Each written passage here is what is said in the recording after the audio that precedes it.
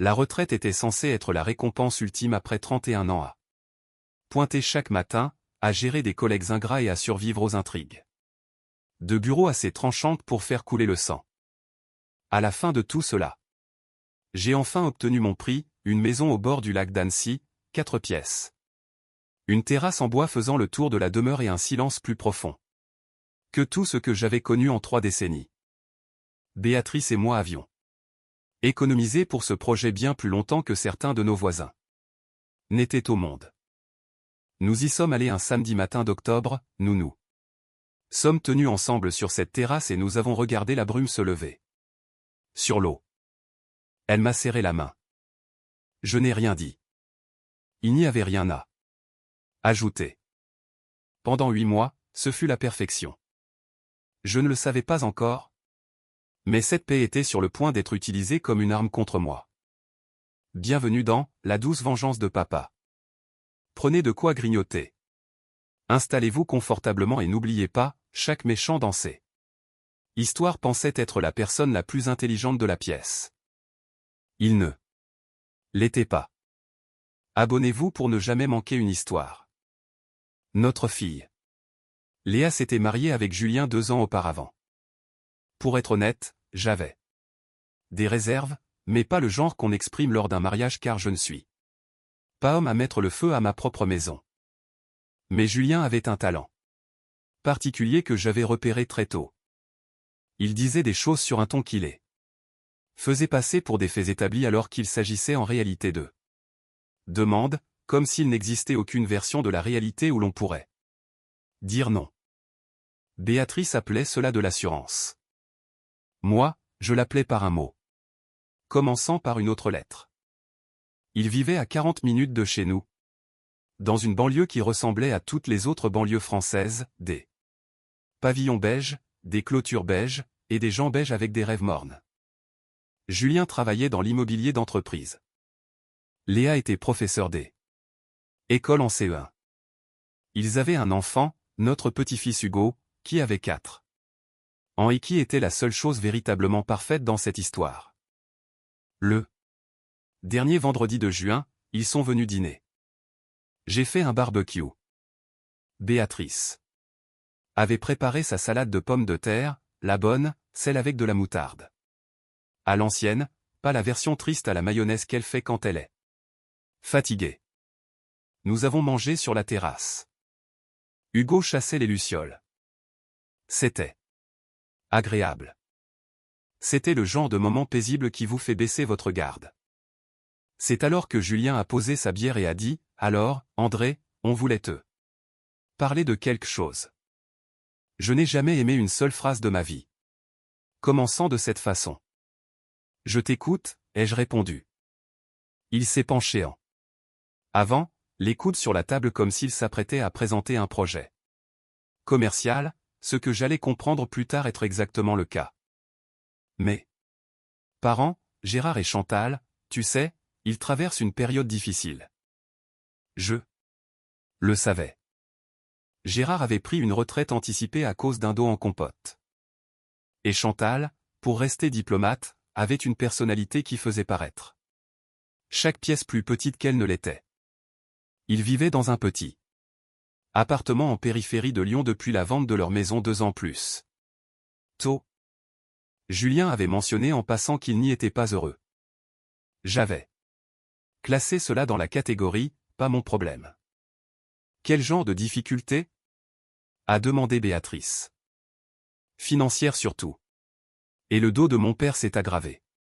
Ils ont besoin d'un endroit plus calme, de plus d'espace. Il a marqué une pause, laissant ses paroles flotter dans l'air. Alors on pensait que, juste temporairement, il pourrait s'installer ici, dans la maison du lac. Le silence s'est abattu sur la terrasse. Un plongeon a crié au loin sur l'eau. Je me souviens avoir pensé, ouais, moi aussi, mon vieux. Temporairement ? Ai-je répété. 3 mois, peut-être 4, juste le temps qu'on trouve une solution. J'ai regardé Béatrice. Béatrice m'a regardé. Léa fixait la table. Comme si les veines du bois étaient soudain la chose la plus intéressante sur terre. Julien, ai-je dit prudemment, c'est notre maison. Je sais, et nous ne demanderions pas si ce n'était pas important. C'est la famille. C'est ta famille, ai-je pensé, mais je ne l'ai pas dit. Pas encore. Béatrice a posé sa main sur mon bras. Laisse-nous y réfléchir, a-t-elle dit.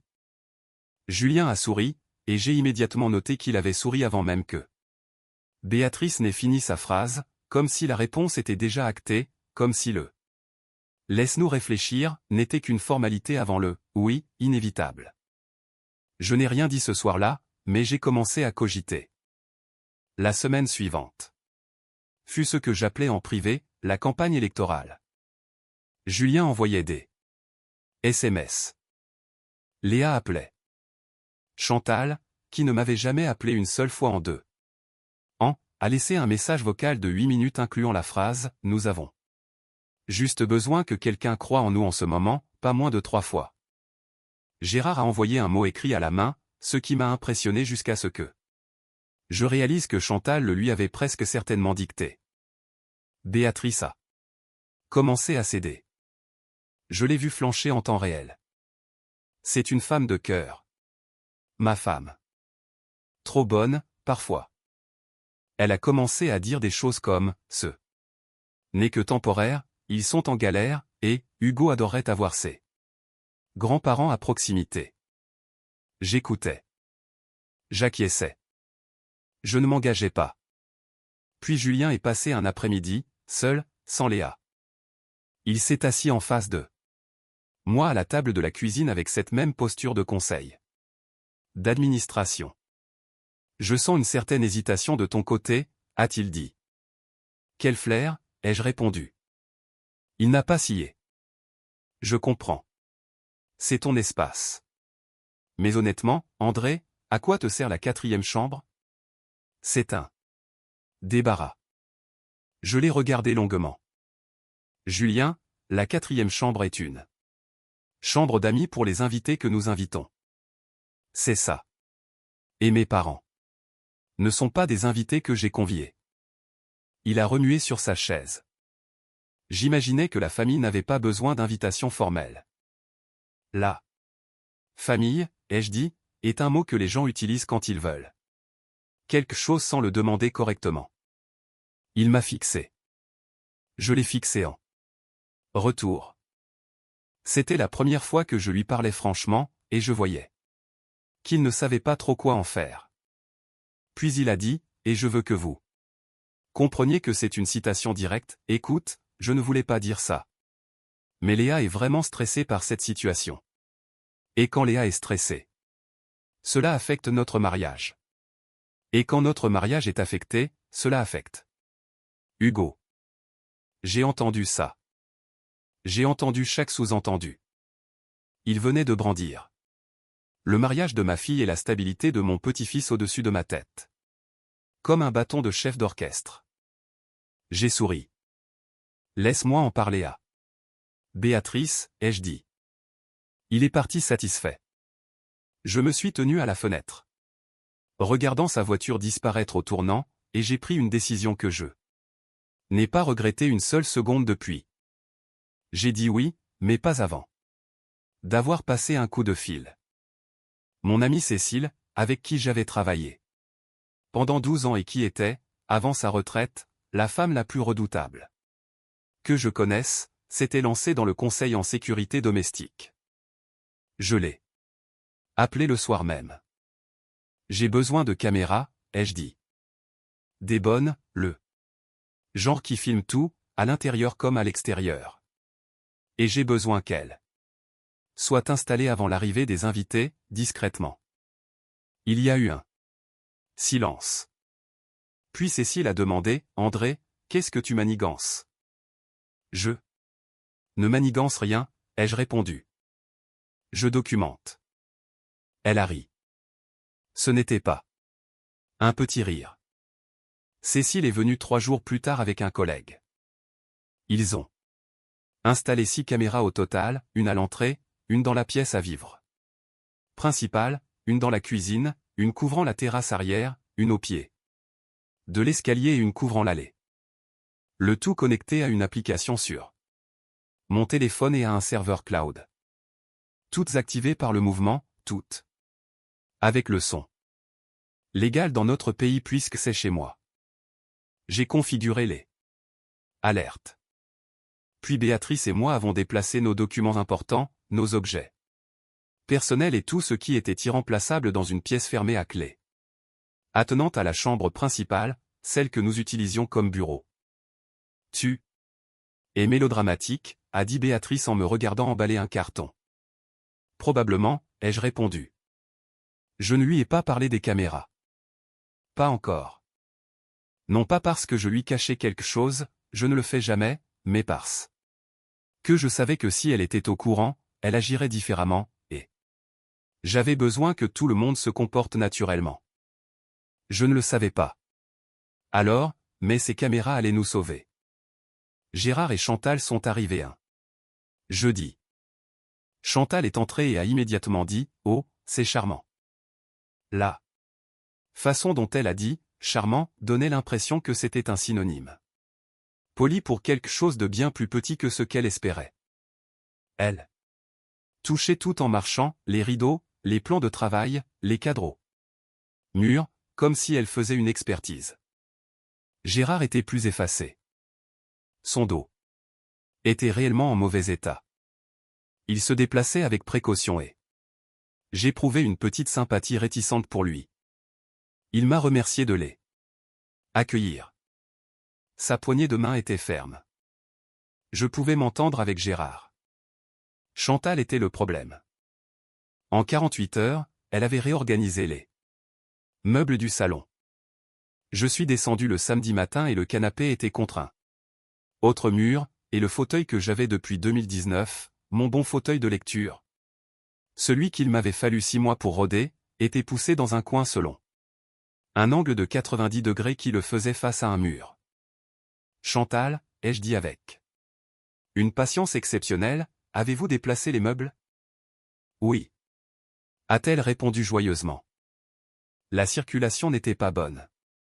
C'est tellement mieux comme ça. C'est ma maison. Oh, je sais. Je pensais juste que c'était la moindre des choses pour aider. Gérard, derrière son journal, a murmuré, Chantal. Elle l'a ignoré et a commencé à parler de coussins décoratifs. J'ai remis le fauteuil en place. Elle l'a redéplacé le lendemain, quand j'étais au magasin de bricolage. Je l'ai remis encore une fois.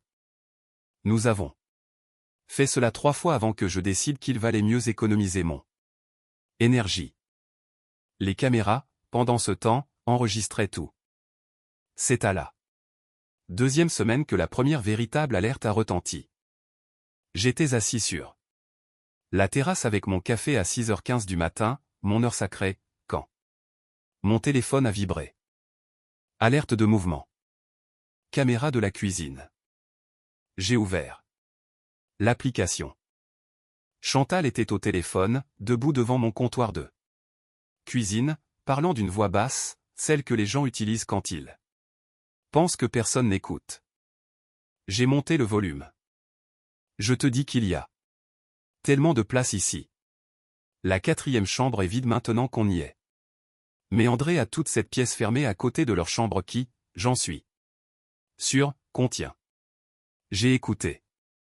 Gérard parle de son dos, mais honnêtement, c'est la meilleure forme qu'il ait eue depuis des années.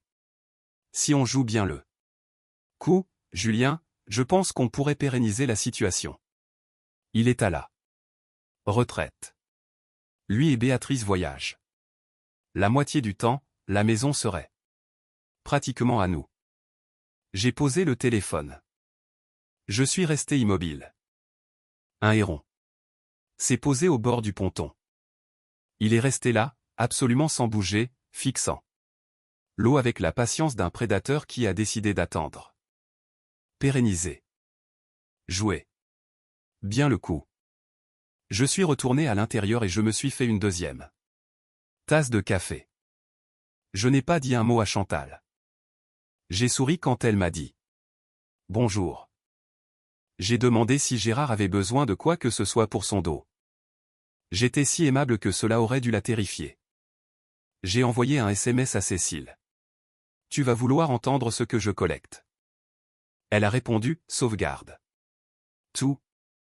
À la 3e semaine, le schéma était clair. Julien venait souvent. Plus souvent que pour de simples visites de courtoisie. Lui et Chantal avaient de longues conversations sur la terrasse arrière qu'ils croyaient privée. Elle ne l'était pas. Le son était excellent là-bas. Ce que j'ai entendu au fil de ces sessions était édifiant. Chantal croyait que Béatrice et moi finirions par accepter un arrangement permanent. Julien lui avait apparemment dit qu'il fallait juste du temps. Léa, pour sa part, n'était jamais mentionnée comme étant impliquée, ce qui me confirmait qu'elle ne l'était probablement pas, et que son prétendu stress conjugal n'était qu'un levier que Julien avait actionné. Sans qu'elle le sache. Julien avait promis à Gérard que c'était temporaire. Gérard pensait rester 3 mois, il l'a dit à Chantal lors d'une dispute. Chantal lui a dit d'arrêter d'être aussi rigide. Gérard a répondu quelque chose que je ne répéterai pas, mais qui signifiait en gros qu'il en avait marre, avant de rentrer à l'intérieur. Je commençais sincèrement à apprécier Gérard. Un soir, j'étais seul sur le ponton. Gérard est descendu et s'est assis dans l'autre fauteuil, lentement, à cause de son dos. Nous sommes restés en silence un moment. Puis il a dit, « Je veux que tu saches que je n'ai pas demandé ça. » « Je sais, » ai-je répondu. « Chantal a des idées, » a-t-il ajouté. C'était sans doute la chose la plus diplomate qu'il ait dite de sa vie. Julien aussi a des idées, ai-je répliqué. Gérard a regardé l'eau. Il tient ça du côté de sa mère. Nous sommes restés là encore un peu. Puis j'ai dit, Gérard, je veux te demander quelque chose et j'ai besoin que tu me répondes honnêtement. D'accord. Est-ce que Julien t'a dit que Béatrice et moi étions d'accord pour que vous restiez sur le long terme? Un long silence. Il a dit que vous y étiez ouvert. Voilà.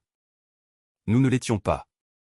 J'ai dit, nous ne le sommes pas. Gérard m'a regardé. Quelque chose a traversé son visage. Pas tout à fait. De la honte, mais l'expression d'un homme qui soupçonnait quelque chose depuis un moment et qui venait d'en avoir la confirmation. Je vois, a-t-il dit. Nous n'en avons pas reparlé ce soir-là. Nous n'en avions pas besoin. Le moment où tout a basculé est arrivé à la 5e semaine. J'étais au supermarché avec Béatrice quand mon téléphone s'est allumé. Mouvement dans le salon. J'ai ouvert l'application. Julien était dans ma maison. Il n'avait pas appelé. Il n'avait pas envoyé de SMS. Il était simplement entré. Apparemment, Chantal lui avait donné un double des clés, une clé qu'elle avait trouvée sur le crochet près de la porte et que je n'avais pas encore pensé à récupérer.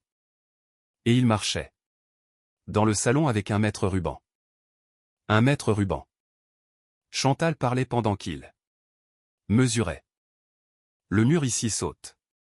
Cette pièce devient facilement 2 espaces. Si on ouvre la cuisine. Julien. C'était la voix de Léa.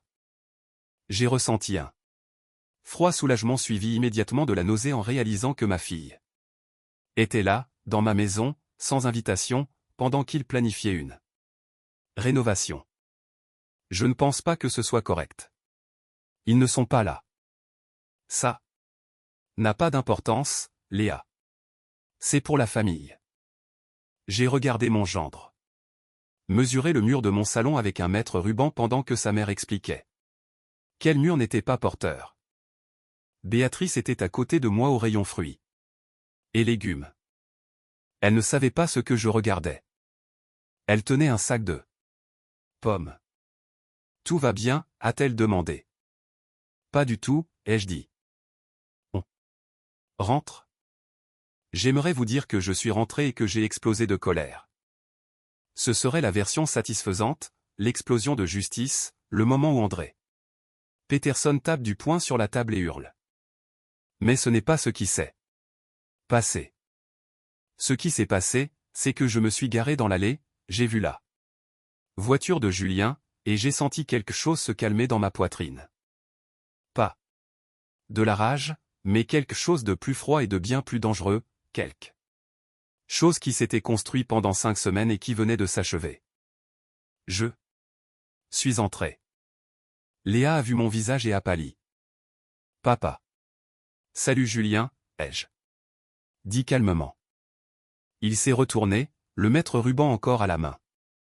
Pendant une fraction de seconde, il a eu l'air d'un homme pris en faute. Puis son assurance professionnelle est revenue, comme un couvercle se refermant sur une boîte. André. On prenait juste quelques mesures. Juste pour avoir des idées pour ma maison, ai-je demandé. Eh bien, oui, on pensait pour plus tard. J'ai souri. Et si on s'asseyait? Nous nous sommes assis. Béatrice analysait la situation. Elle m'observait comme elle le fait quand elle sait qu'il se passe quelque chose et qu'elle décide si elle doit intervenir ou non. Je lui ai lancé un regard discret. Elle est restée silencieuse. J'ai quelque chose à vous montrer, ai-je dit. J'ai sorti mon téléphone. J'ai ouvert l'application et je leur ai passé l'enregistrement de la conversation téléphonique de Chantal de la 2e semaine. Le silence est devenu total dans la cuisine. Le visage de Chantal s'est décomposé. C'est, a commencé Julien. Légal, ai-je précisé. Dans cette maison, ce sont mes caméras, installées dans mon domicile. J'ai marqué une pause. Documenter est le mot que j'utiliserai.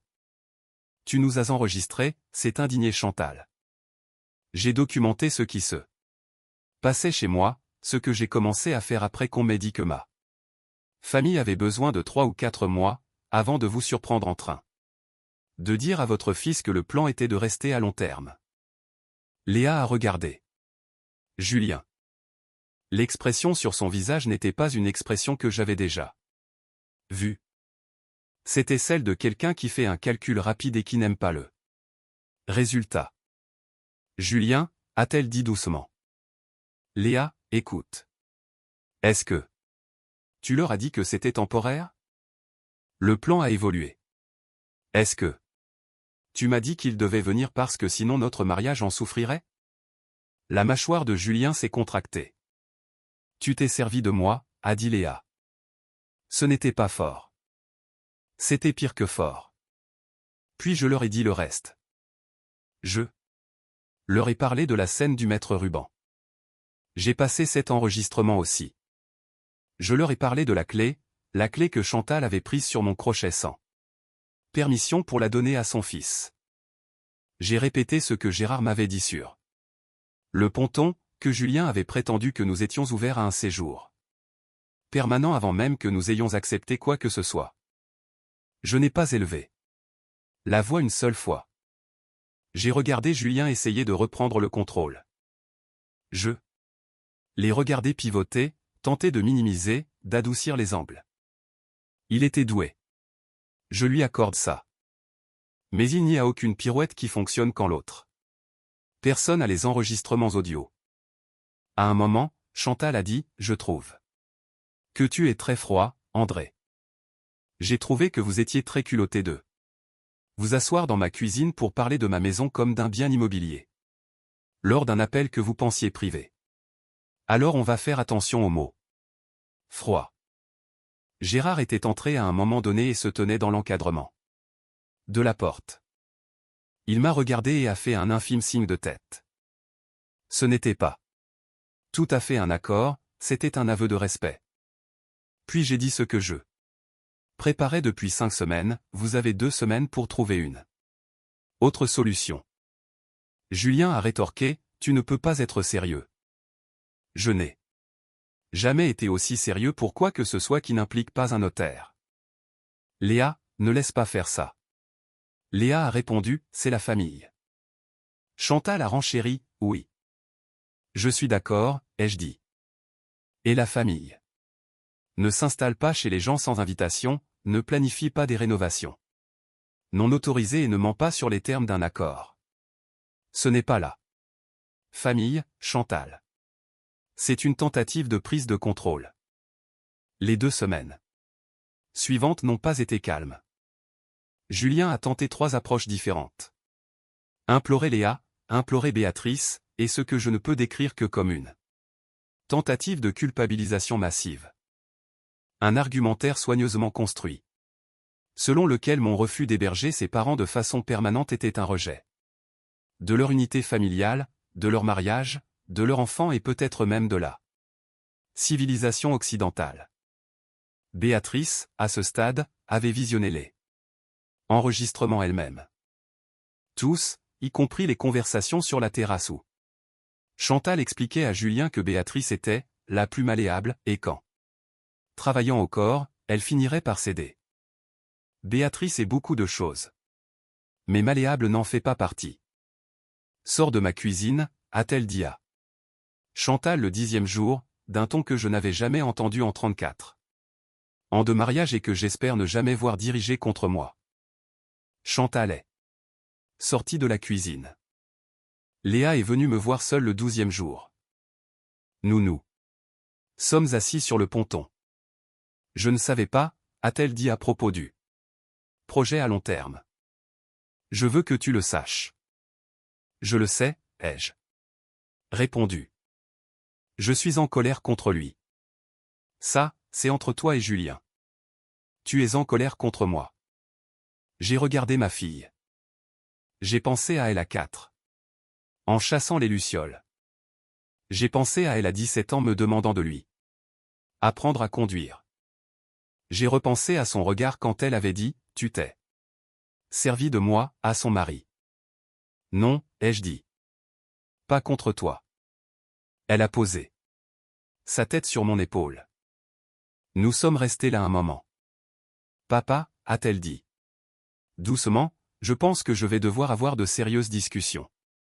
Je pense que c'est une excellente idée, ai-je répondu. Le jour du déménagement est arrivé un mardi. J'étais sur la terrasse avec mon café, 6h15. Mon heure. Gérard est venu me trouver. Il avait un sac à la main. Il l'a posé et m'a tendu la main. Je te dois des excuses, a-t-il dit. Tu ne m'en dois pas. Si. J'aurais dû m'opposer plus fermement à ce calendrier. Je me doutais que les choses étaient louches, et j'ai laissé Chantal gérer parce que c'est plus facile que de se disputer. Il a marqué une pause. C'était lâche. Tu as le dos en compote, ai-je dit. Il faut choisir ses batailles. Un semblant de sourire a traversé son visage. Tu es un type bien, Peterson. Ne le dis à personne. Il est parti. Chantal est passée devant moi pour aller à la voiture sans dire un mot. Elle avait l'expression d'une femme qui range une rancune pour un usage futur. J'en ai rangé une moi aussi. Julien est venu en dernier. Il s'est tenu à la porte de la terrasse, les clés à la main. J'espère, a-t-il dit, que cela ne nous définira pas. Je l'ai regardé par-dessus ma tasse de café. Julien, tu as utilisé les émotions de ta femme comme levier. Pour installer tes parents chez moi sans mon consentement sincère, tu as menti. Sur la durée de l'arrangement, tu as laissé ta mère voler une clé de ma maison. Et tu t'es tenu dans mon salon avec un mètre ruban pour décider quel mur tu allais abattre. Et ensuite, tu as essayé de me faire croire que c'était moi le problème. Il n'a rien dit. Alors voici ce qui nous définit, ai-je poursuivi. Ce que tu as fait est documenté de façon permanente. Et s'il y a jamais, au grand jamais, une autre tentative de gérer, manipuler ou manœuvrer cette famille pour ton bénéfice, ces enregistrements vont directement chez Léa. Tous. Chaque mot. Son visage a montré quelque chose que je n'avais jamais vu auparavant. Ce n'était pas de la colère. C'était l'expression d'un homme qui réalise trop tard qu'il a fondamentalement mal jugé la personne en face de lui. Que le retraité tranquille avec sa maison au bord du lac n'était ni lent, ni faible, ni facile. Il était juste patient. On est clair, ai-je demandé. Il a hoché la tête une fois. Bien, ai-je dit. Bonne route. Ils étaient partis à midi.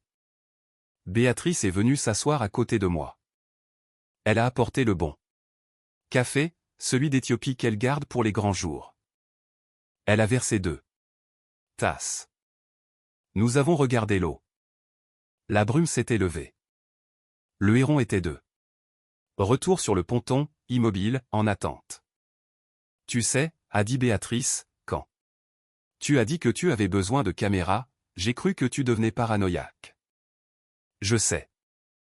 J'avais tort. Tu étais optimiste, ai-je dit. Il y a une différence. Elle s'est adossée à sa chaise. Et maintenant? Maintenant, nous avons récupéré notre maison. Et Léa? Léa, ai-je dit, a des discussions. Elle s'en sortira. Béatrice a hoché la tête. Elle a regardé l'eau. Un maître ruban. Il a vraiment osé. Elle a ri. Pas le rire poli qu'elle utilise en société. Le vrai, le profond, l'involontaire qui est mon son préféré depuis 34 ans. Nous sommes restés là dans le calme jusqu'à ce que le soleil soit complètement levé. 6 semaines plus tard, Léa a demandé le divorce. Je n'ai pas fêté ça. Je veux être clair, la fin d'un mariage, même un mariage qui devait finir, n'est pas un moment de tour d'honneur. Ma fille souffrait. Cela comptait plus que d'avoir raison. Mais quand elle est venue à la maison du lac ce premier week-end, seule, qu'elle s'est assise sur la terrasse. Et qu'elle a laissé le calme faire son œuvre avant de me regarder et de dire « Papa, comment tu as su ?» J'ai repensé au fauteuil déplacé, au ton de la première phrase, au sourire avant que Béatrice n'ait fini de parler, à l'épisode du maître ruban. J'ai fait attention, ai-je répondu. Et j'ai installé un bon système de vidéosurveillance. Elle a secoué la tête. Tu étais prêt depuis le début. Non, ai-je dit honnêtement. J'étais juste attentif. Hugo est arrivé en courant sur le ponton vers nous, les bras tendus. Absolument certain que je le rattraperais. Je l'ai fait. Le héron a décollé, a accroché la lumière et a disparu. Julien, aux dernières nouvelles, avait pris un poste dans une autre ville. Chantal et Gérard louaient un appartement plus petit que ce qu'ils souhaitaient. Je suis sûr que personne n'a appelé pour me le dire. Je l'ai appris par Léa, qui l'a appris de Gérard, qui apparemment l'appelle parfois pour prendre des nouvelles. Je ne sais pas ce que cela signifie. Je ne passe pas beaucoup de temps à y réfléchir. Ce à quoi je pense parfois, c'est ceci, certaines personnes regardent un homme tranquille qui a travaillé dur, construit quelque chose et s'est retiré pour en profiter, et elles y voient une cible facile. Elles voient quelqu'un qui ne rendra pas les coups, quelqu'un qui absorbera, s'adaptera, s'accommodera. Quelqu'un qui laisse les meubles se faire déplacer parce que c'est plus simple que de se disputer. Ce qu'elles ne voient pas, ce qu'elles ne peuvent pas voir parce que les gens tranquilles n'en font pas la publicité, c'est que la patience n'est pas de la faiblesse. C'est de la préparation. C'est de la documentation. Ce sont 6 caméras, un serveur cloudé. Un fichier audio avec votre nom écrit partout dessus. C'est savoir que plus vous attendez, plus ils se pendent avec leurs propres cordes. La retraite, il s'avère, est toujours une récompense. Il faut juste savoir la protéger. La maison du lac est redevenue calme. Le fauteuil est là où je l'aime. Béatrice a fait sa bonne salade de pommes de terre samedi dernier et nous l'avons mangée sur la terrasse. Pendant qu'Hugo chassait les lucioles et que l'eau reflétait les dernières lueurs du soir, Et personne n'a mesuré les murs. C'était, en tout point, parfait.